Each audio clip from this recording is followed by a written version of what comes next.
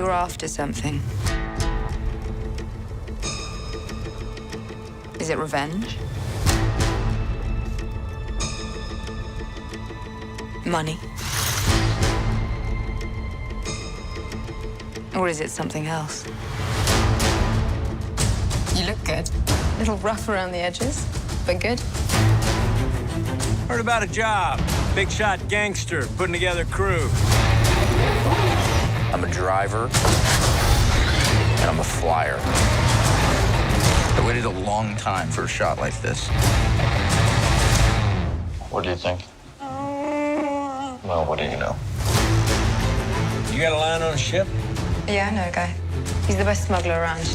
I heard a story about you. I was wondering if it's true. Everything you've heard about me is true.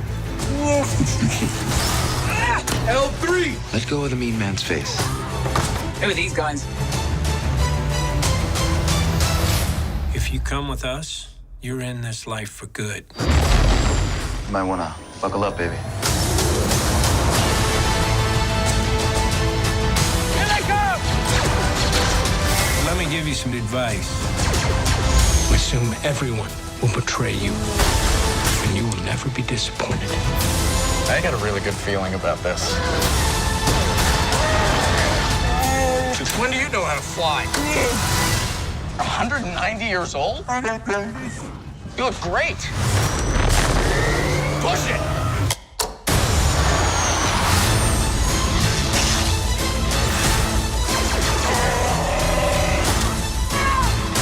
So glad we took this job!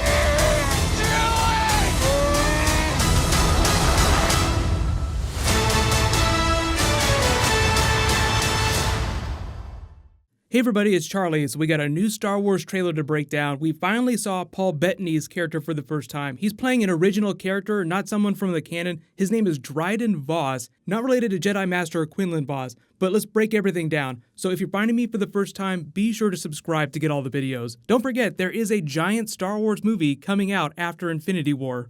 We get a much better shot of Corellia and the other planets that we visit. There's at least 3 confirmed planets, possibly more. But obviously there's the shipyards of Corellia. You see that Star Destroyer being built in orbit. Then you start to see the crew, so to speak, come together. So when Woody Harrelson's character, Tobias Beckett, is talking about putting a crew together, it's really Paul Bettany's Dryden Voss that's backing that play. And while we're dealing with the world of smuggling, of course they're going to be doing Kessel Run. There's rumored Jabba cameo, but I think it's probably one of the worst kept secrets in Star Wars. Like, everybody assumes that if we're going to see Jabba the Hutt, he's going to pop up during this movie somewhere. But I don't think he's going to be a really major character unless they've done an amazing job of deceiving us. And for those of you asking about that weird nose on the Falcon, they basically explained that that's just part of the cargo hold, so that probably gets jettisoned, and it looks more like the conventional Falcon that you saw during the original trilogy. The really cool thing about this bounty hunter here is that we found out it's actually a female character named Enfys Nest. Now, we don't know a whole lot about her, only that she's a female character and she's wearing partial Mandalorian armor. I think it's pretty clear they're trying to invoke Boba Fett tones. No idea if he's in the movie, but this would also be the place for him to cameo, so don't be surprised if he pops up along with Jabba the Hutt. We finally get some more dialogue from Lando. I love this card game here. They're obviously playing Sabacc. That's what they meant to imply. This might not be the game where he actually wins the Falcon. It might be one of the games that they play. But Emilia Clarke's Kira character has that voiceover where she's just sort of talking to him and they cut it with all this footage. What are you looking for? He pushes all of his chips in like that's going to be the hand where he wins the Falcon or something else. And then they actually cut to the Falcon. So most of you probably pick up on the joke that whatever sexual chemistry they have will be overshadowed with Han Solo's sexual chemistry with the Falcon itself. Like that's his one true love before Leia came along. But if it wasn't clear, she pops up in all these scenes in the club where you see Paul Bettany's character. She's working for him, so there are a lot of intermediaries. I don't know how big a part of the film he is because he wasn't on set for that long, and they brought him on during the reshoots. The original actor playing the character couldn't come back, so they're like, okay, we'll get Paul Bettany. Big upgrade. They're pulling a heist, they hire him to be the pilot, but obviously the movie is also the transition of Han Solo getting the Falcon from Lando Calrissian. So most of the shots we see early in the trailer are with Lando, like him sitting in the back seat. Then when they're in the middle of this giant maelstrom, which might wind up being the climax of the film, with this giant octopus space-looking creature on the run from the Star Destroyer, that might wind up being the call to action for him. I think it's just a question of when he plays that game of sabacc to actually win it, when it physically becomes his. That might not be till the very end of the film. Like, okay, one more hand, but obviously Tobias Beckett's character has that voiceover where he says, "Don't trust anyone, then you'll never be disappointed." But obviously he has Chewbacca.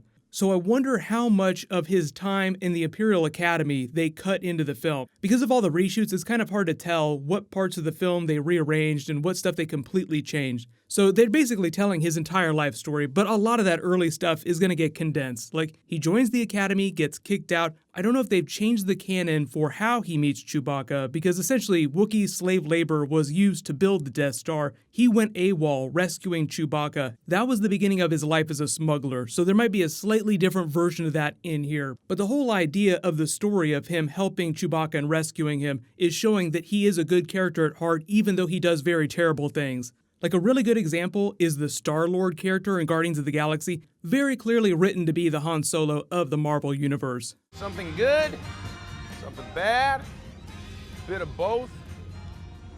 Your friend is quite a mercenary. I wonder if he really cares about anything. Or anybody.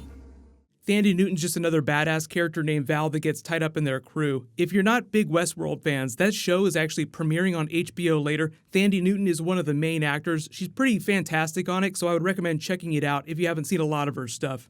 Love the way they use Chewbacca in the trailer too. What do you think of this, Chewie? Just shakes his head like, nope, not having it, nope.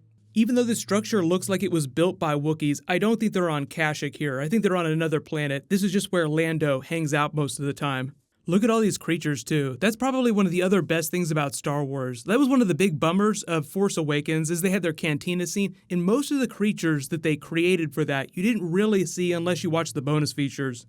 Speaking of Bonds though, L3, we don't know a whole lot about her other than she's like the sassy K2SO of the film. She seems more like Lando's companion based on the way he treats her rather than a servant. So I think a pretty easy prediction to make, because we don't know where she is in present day, like you've never heard of her before this movie, is that she's one of those characters that they make you love, then they wind up killing her off. But for those of you asking about the dice, like there's this running Easter egg of the dice that you go all the way back to the original trilogy. The reason why he used the dice to win the sabacc game is because in this version, I believe it's a special version of sabacc that's played with dice, rather than the old way. Wonder how long the Falcon stays clean though. Like, see these white walls? How long before everything started to oxidize and it turned this nice shade of brown? And obviously we get a bunch of gratuitous shots of the Falcon, because if you were ever going to treat a ship like an actual character in a film, Han Solo's Millennium Falcon would be that character in his own spin-off movie. I think what'll happen is the movie will wind up being fine, like people are worried about it. I think it'll be okay, and it will just prove how good Ron Howard is at putting a movie together. Imagine how good you have to be as a director to turn a really good film in amidst all those challenges. From a story standpoint, the movie's a pretty easy pitch. Like, you learn all about Han Solo's backstory, where he came from, why he became the person he became, and why he does the things that he does. You'll see sort of that roguish attitude where he's not totally a villain, but he's not totally a good guy, so he gets to have all the fun and be a hero at the same time. That is why he's one of the coolest characters in the history of Star Wars. But just let me know what you think of this based on this trailer so far. And just a reminder that Infinity War is on their press tour now, so there's going to be a lot of stuff for that coming really soon. Then Deadpool, then this too. So everything in the next month or two is going to be really crazy. So leave all your bonus video requests in the comments below. But I wouldn't be surprised if we start to find out a little bit more about what's going on with Episode 9 as this movie hits theaters. But click here for that other Han Solo trailer, and click here for brand new Infinity War. Thank you so much for watching. Everybody stay awesome. I'll see you guys tonight.